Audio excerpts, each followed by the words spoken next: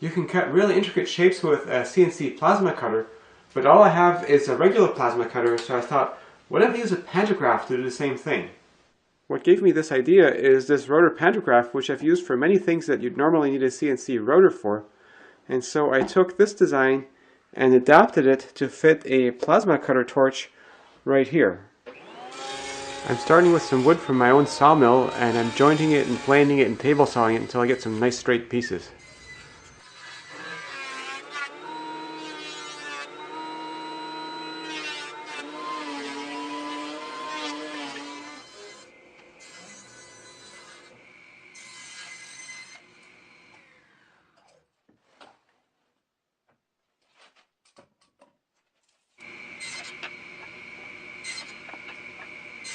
So now I have most of my pieces of wood cut to size. Now I want this gap in here to be maybe just 1/2 millimeter.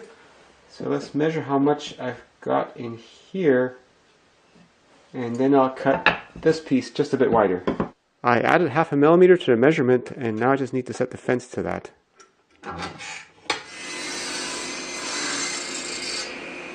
I always save thin strips of wood like that because they make great glue applicators. I need holes exactly 1.5 centimeters from the ends, and I'm using my caliper set to 1.5 centimeters to score a line. I then set the caliper to half the width of the pieces to mark it laterally centered. And after that I use an awl to make a divot at the intersection of the lines.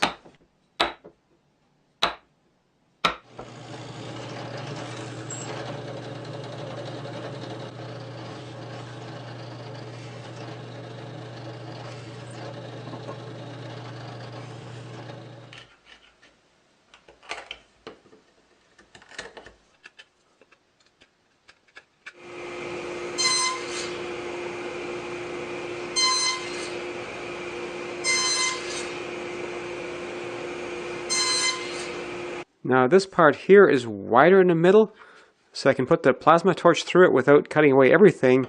And now I just need to cut away these pieces here. And I jigged that cut up on the table saw. And then I finished the cuts on the bandsaw. And then I cleaned the cuts up a little bit with a knife. Before gluing it together, I'm chamfering all the corners just a little bit, which makes the pantograph much nicer to touch. I don't usually show this step in my project because it's not very interesting and it's not strictly necessary either. For gluing the links together, I'm just gluing them together one piece at a time. That way I can worry about the alignment when I'm only gluing on the last piece.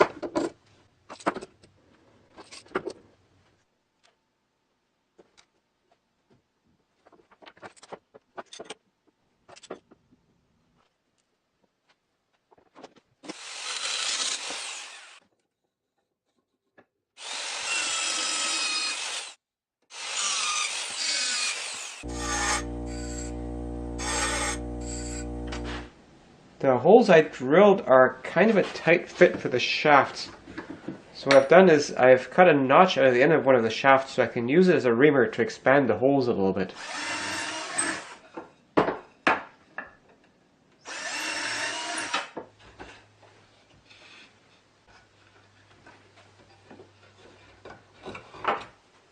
So it's really important that the rods on the end are square with the sides, and I'm pretty lucky here, these are square to begin with.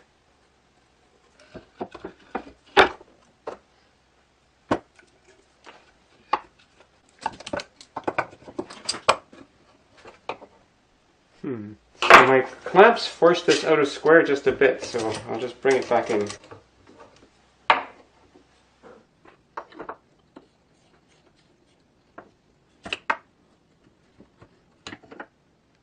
Now the ends of this part here need to fit around another piece here, and to make sure I'll have a little bit of room in there, I'm going to cut these down a little bit on the table saw here.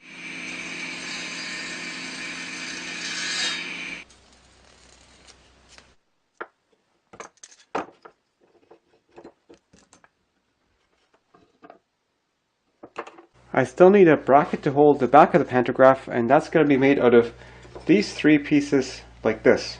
I just need to drill the holes in it.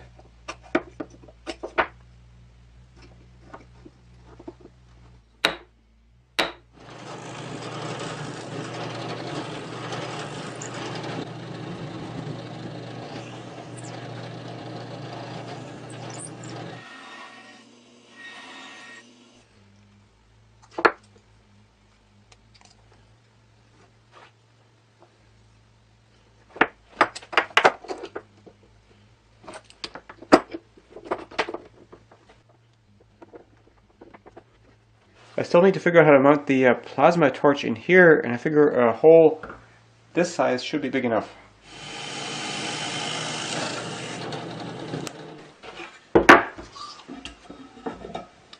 So that torch needs to come through about this far, and I figure it's best if I make something to support the handle out of this block right about here.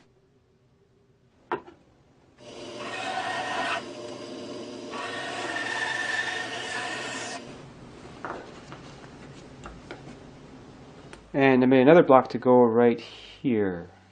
I only screwed these blocks on because it's not unlikely that I'll change my mind how this torch will mount.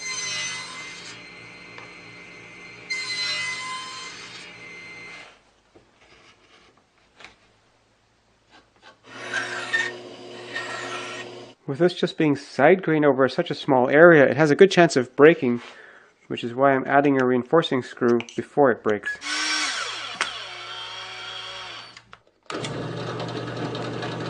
Whoops.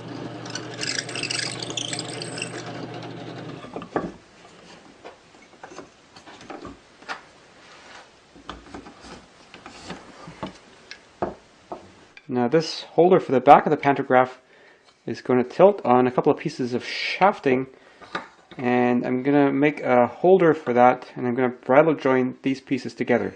Now the quickset tenon jig is the best way to make a bridle joint, but I'll show you how to make one without.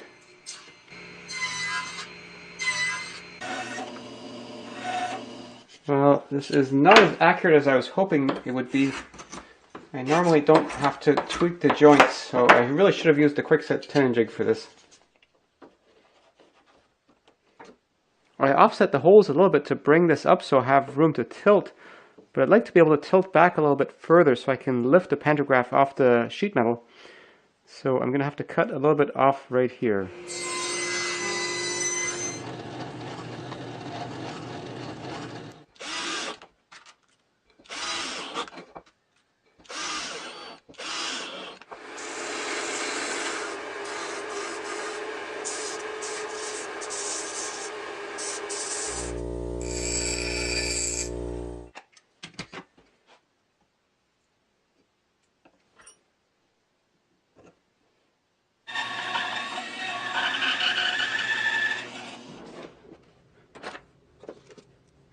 The pantograph's follower goes in here, and I can adjust that up and down, but I need to clamp it this way, so I'm going to use this old furniture foot and a couple of washers and a T-nut, and that'll clamp it.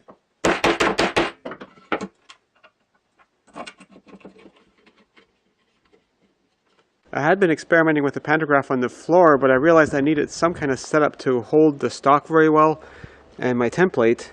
And the other thing is, this button here is kind of inconvenient to reach, so I made another button. And this button is just a little micro switch on a long cable, and it plugs into the control wire. I added a little jack on here so I can control this from here. And here's the results from some of my experiments. This is the bottom side, and apparently this is because I was cutting way too slow.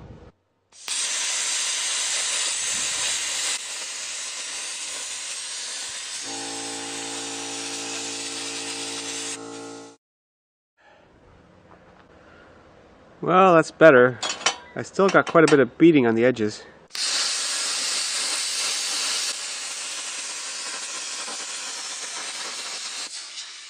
Well, I think this time I went fast enough because it barely came out.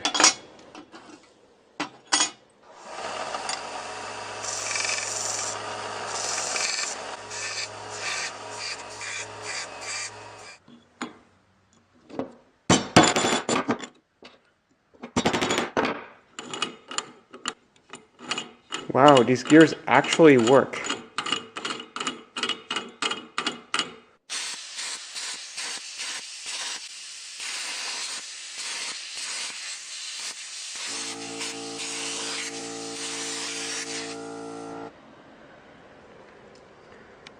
Well, that's way better than I could have done freehand. So some of my cuts have got a minimum amount of slag on the bottom. Some of the other ones, a lot more. And I guess it's just a matter of getting the speed just right and the distance to the metal. And this is where a CNC plasma cutter would have the advantage.